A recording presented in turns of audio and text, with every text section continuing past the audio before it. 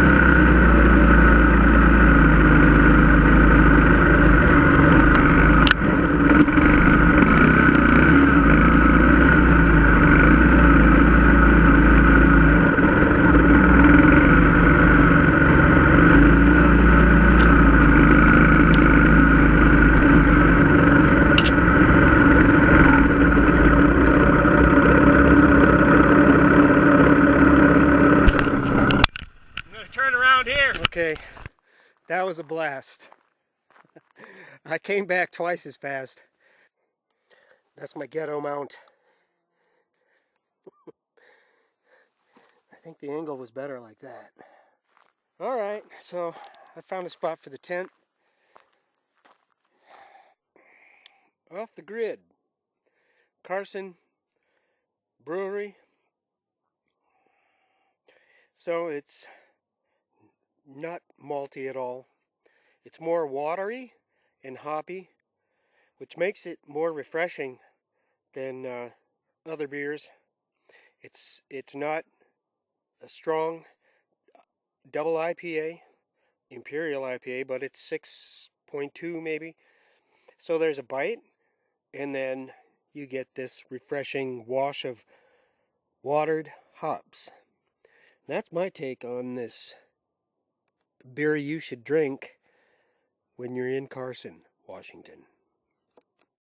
My zone here, it's gonna work out. Very little bug activity. I am so relieved. I was hounded continually those last 2 days. And here, just the occasional. And so other than being like the crap hole for people that don't know how to bury their paper, it's all over here. We had a resident come through and he had his piece to the artwork. That's a bear scat pile. It's not recent. It's a wild area, no doubt, because once I had traveled on this road, 9300, Spencer Peak, Butte, Spencer Meadow.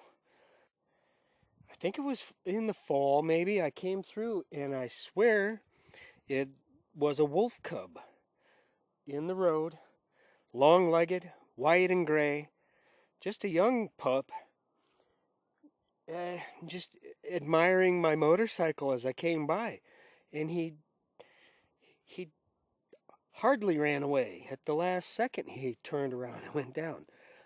So it's pretty wild back here. Okay, busted out the Jimmy Buffett Margaritaville shirt. Got my shorts in paradise and my camo in London. Alright, so I'm just gonna bail on this road for a while and look for that trail.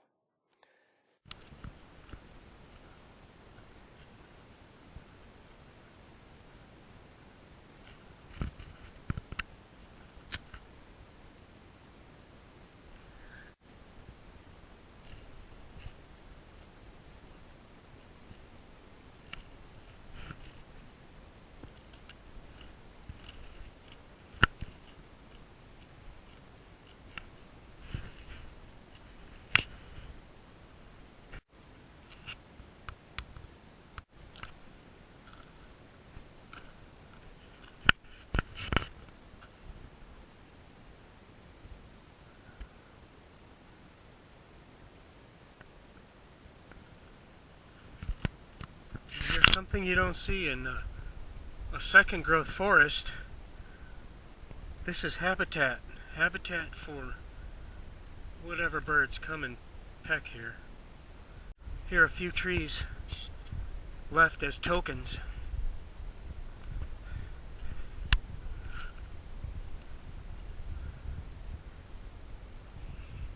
There are corridors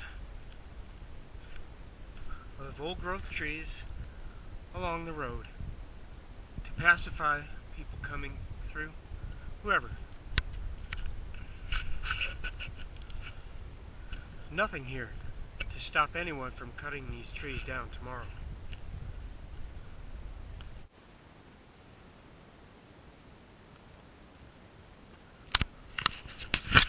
It's fresh bear poop. Help! I got writer's block. Hey, it's the next day. The next day of the heat wave. And so this place was great. So during the night and towards the end of the day, there were branches snapping, sticks knocking and things. But thinking it's just a curious bear still somewhere around. And I'm gonna pack up and I'm just gonna head back and take a road down around the bottom side of this ridge. The Lewis River is over that way. I can actually hear it up here. And look for a feeder creek going down the back side of this ridge.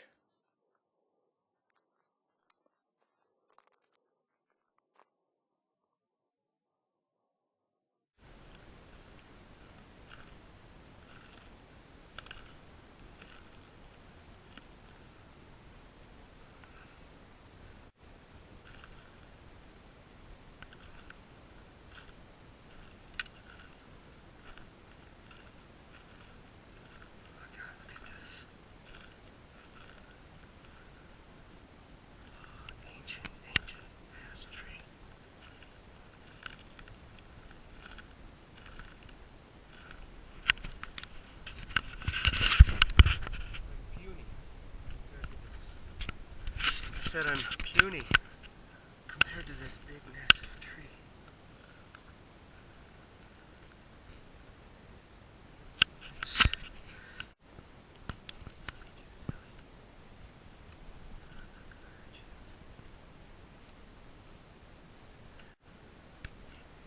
What you can do in the old growth forests. Climb on these down trees.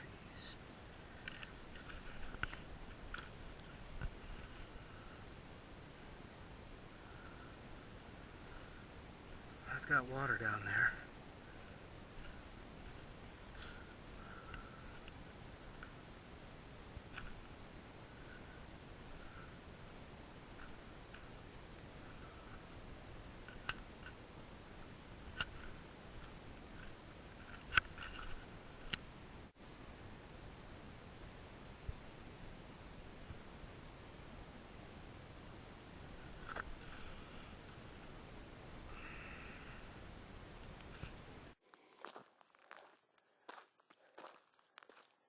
And I stopped when I saw these old trees in here.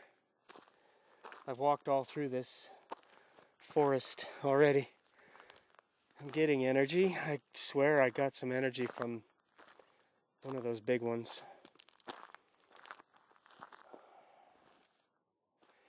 It's amazing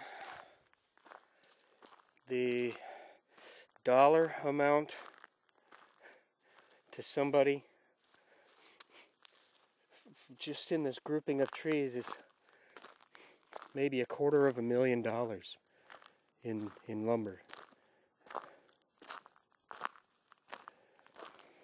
shit you not.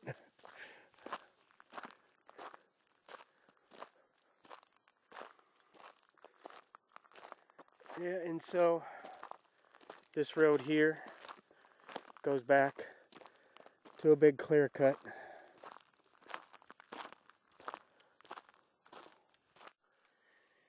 And again, here's a few token trees left along the road to make you feel like the forest is untouched.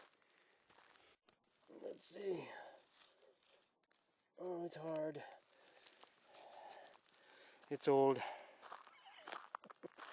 Yeah, this is bare land. I don't think many people come down here. Yeah, this is kind of weird here.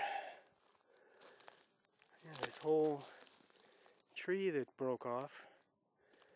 It's been cut up and taken away. Yeah, I don't know if I've said it before. I really have a feeling nature is fighting back against this human infestation. And honestly, after seeing a mess like this, I don't think humans deserve this planet.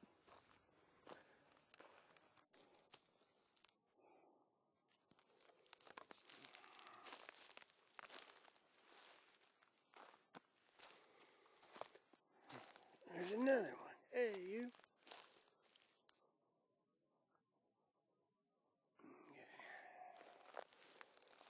God damn it.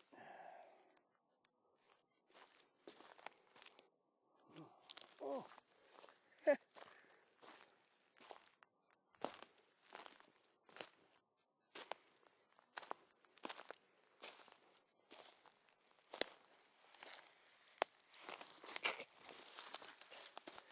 Damn these spiders. You don't want to get them on you. Walk right into their web.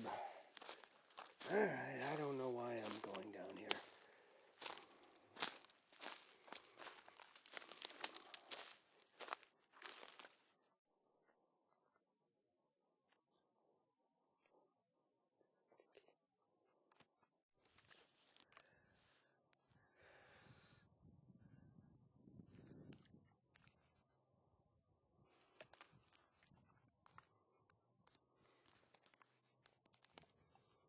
There's more back there. This is modern day logging. You know, this is what is left after they're done. They're harvesting second growth trees, and that's better than old growth trees. And I see this every day. Where I live, I see these trucks going down the highway every day, one after the other, to the mill in Longview. But this is atrocious. I mean, it's going to look like this everywhere. How do you feel about that?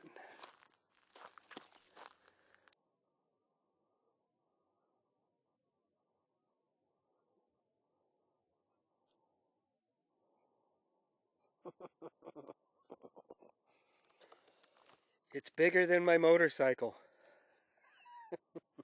That's how big this tree is.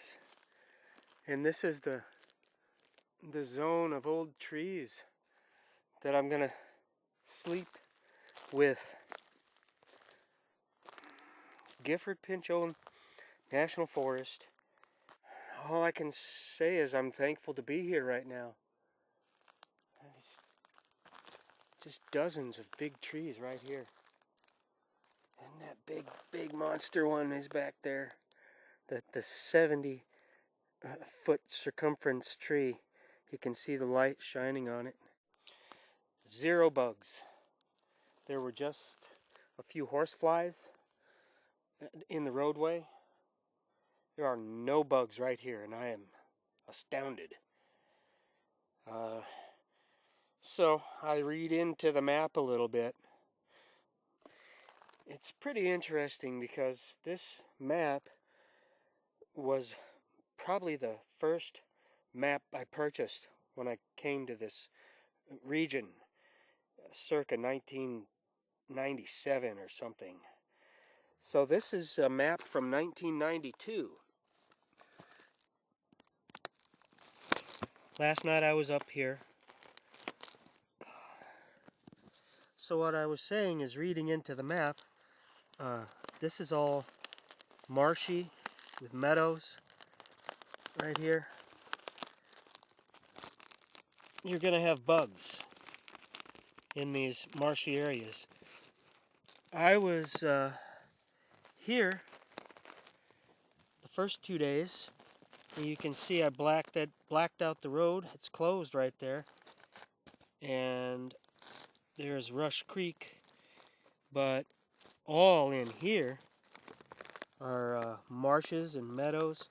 Just the insect hatchery for this area. Yeah. And these lakes. A bunch of marshy areas here. So I was looking at this water and I came down here to catch this. Then I saw all the rust and stuff in here. So I'm gonna go to the other side.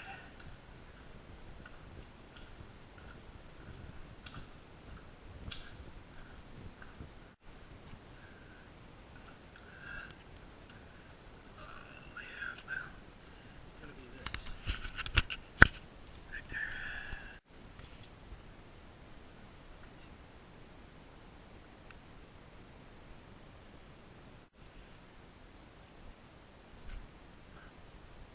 Oh yeah, getting my stretching in here too. This is a great camp foot wash. The problem is, you gotta rinse it off here.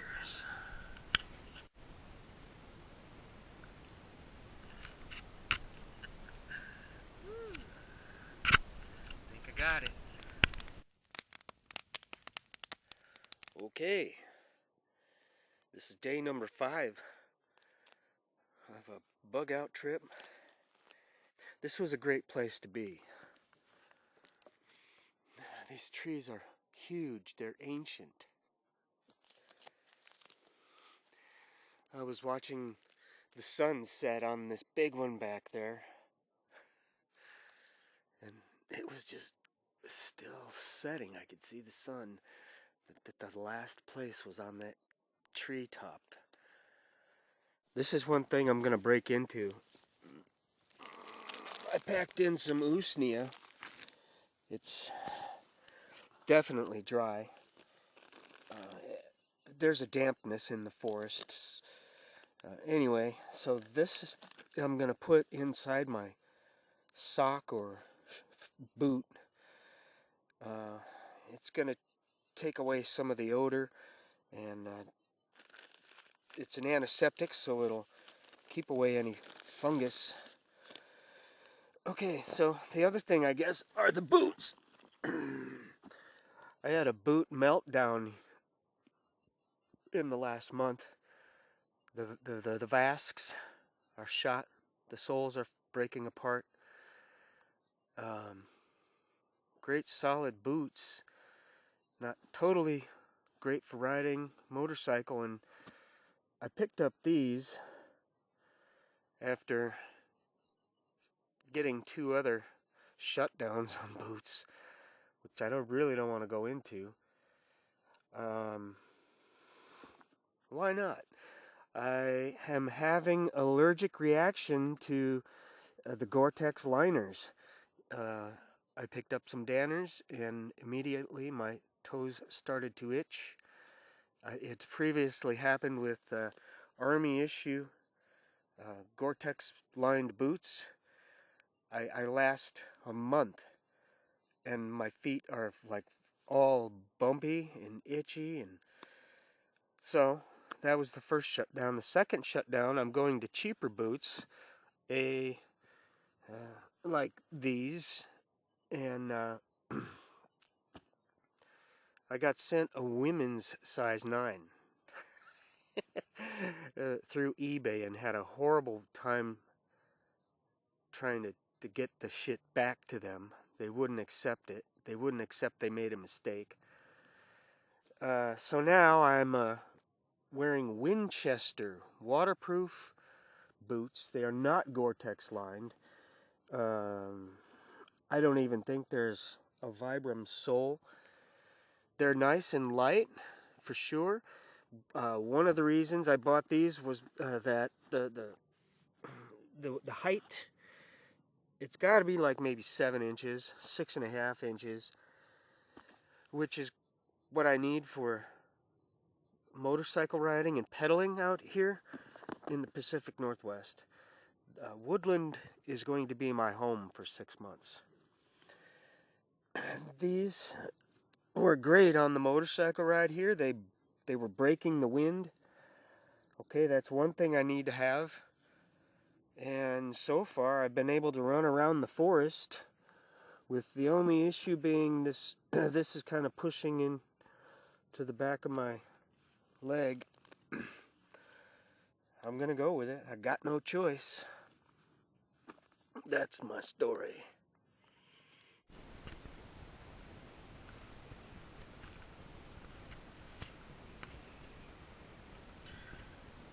I washed some clothing. I doubt that they will dry here in the time that I've got. What a great place. I have water enough to get through tomorrow.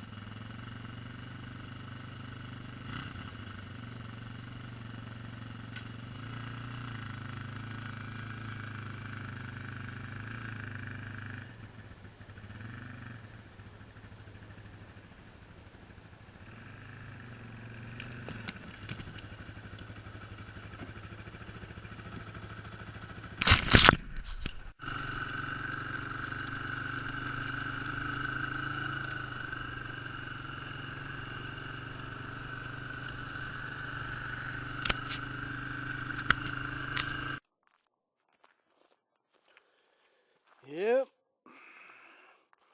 You notice how I cropped my belly out of the scene?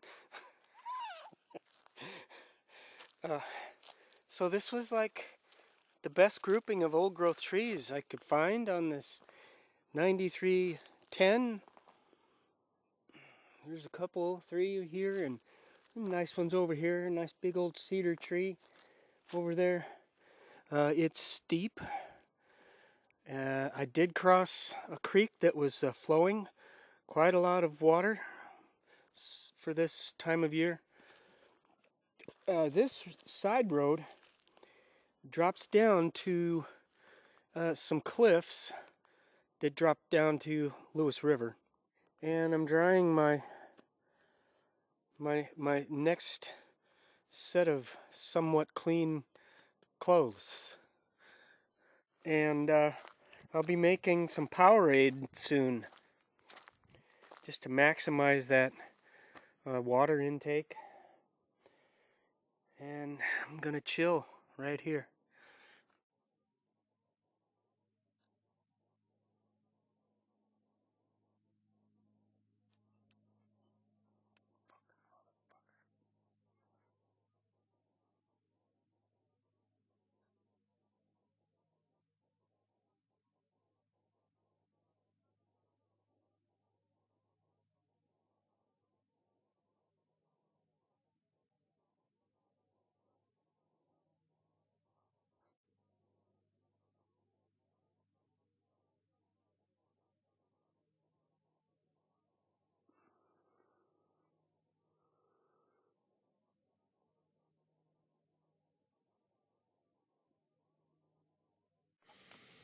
It's much more comfortable this afternoon. Still hot and muggy,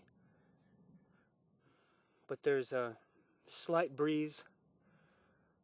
Got a couple hours before the sun goes away. Put the net up here, hung it from the motorcycle, and the few mosquitoes that are coming around won't bother me anymore. It's pretty quiet here. No real animal noises. There were bear poop piles on the road coming in. That's about it. Oh yeah, this noise I heard last night. It sounded like a blowtorch, like a continual like this, and echoed through this whole place.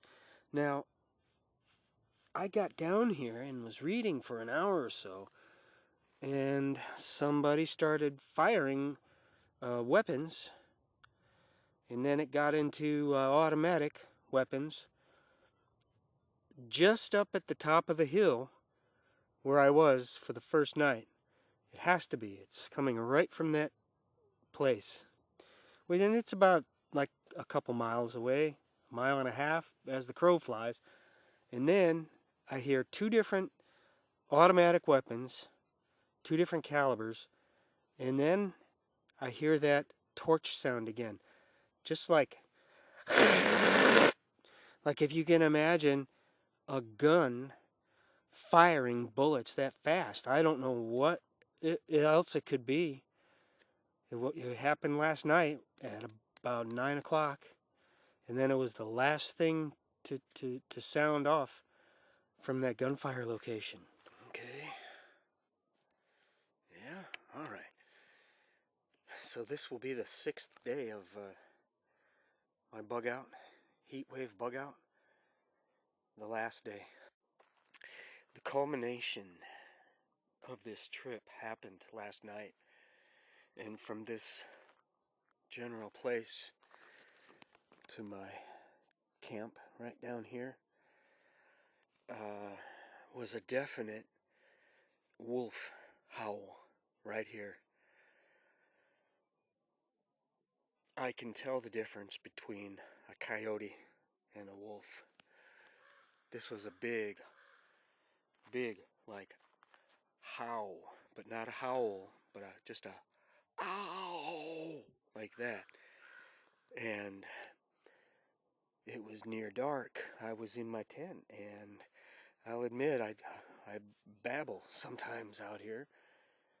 And so while I was babbling away, this guy right here, two big howls, okay, just like filled this whole area with sound.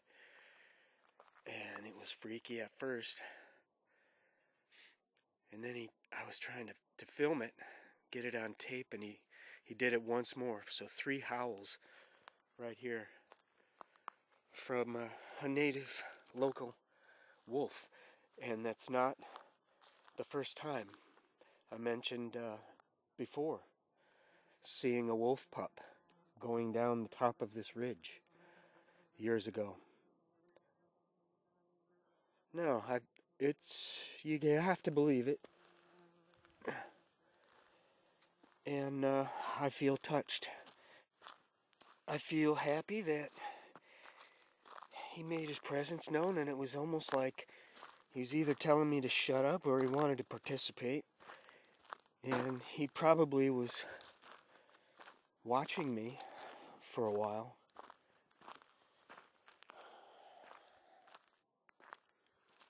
And so that's how this trip ends, man, with just that nice warm feeling that I shared this space with a wolf.